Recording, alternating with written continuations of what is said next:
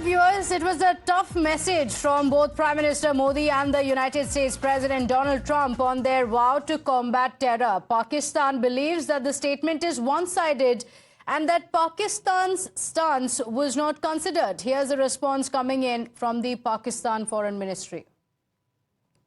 Reference in the Indo-US joint statement of 13 February 2025 as one-sided, misleading, and contrary to diplomatic norms.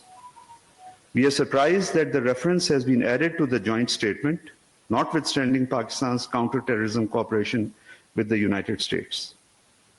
Such references cannot cover up India's sponsorship of terrorism, subversion, and extrajudicial assassinations in the region and beyond, nor can they shift international attention from stark reality of India being a safe haven for the perpetrators of hate crimes against Muslims and other minorities. The joint statement fails to address non-compliance of India with UN Security Council resolutions,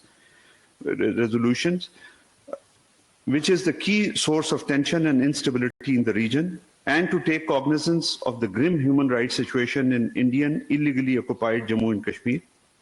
Regrettably, this is tantamount to abdication of international responsibility.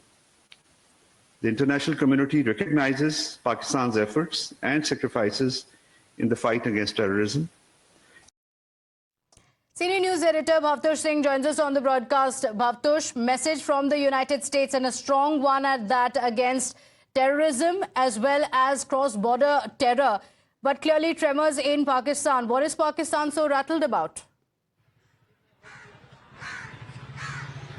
Well, the fact is that Pakistan's involvement in 2611 is very clear, and the fact that Tahir Rana will be extradited and will face trial in India also shows that 2611 investigation by India clearly proves one thing, that Pakistan was involved. Remember, the charge sheet in this case was filed way back in 2011, and the main accused, the main planners are someone who in fact are involved with the deep state, whether it's Major Samir or whether it is Ilyas Kashmiri. Ilyas Kashmiri was killed in a drone attack in which US forces were involved. He's an Al-Qaeda operative, and then you have individuals like Hafiz Saeed, Zakir Rahman Lakwi. They were in fact the top brass of Lashkar-e-Toiba, and the fact that there were ISI individuals who were directly in touch with David Headley Coleman. It's not a just one terror attack. It involved international players, and that's what it was. That was what was explained in the charge sheet that was filed against Tahir Rana.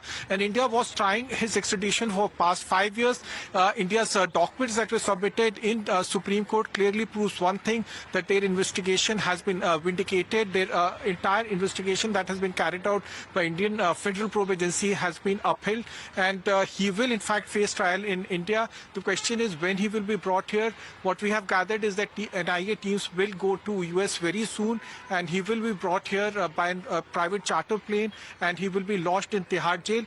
The fact that India has assured US that he will face life imprisonment and that he will be soon facing trial in India is one big indication of the trial and investigation that was carried out by Indian authorities. They collected evidence across the globe, and they have in fact proved one thing, that ISI top brass of Pakistani army were directly involved in the planning of 2611.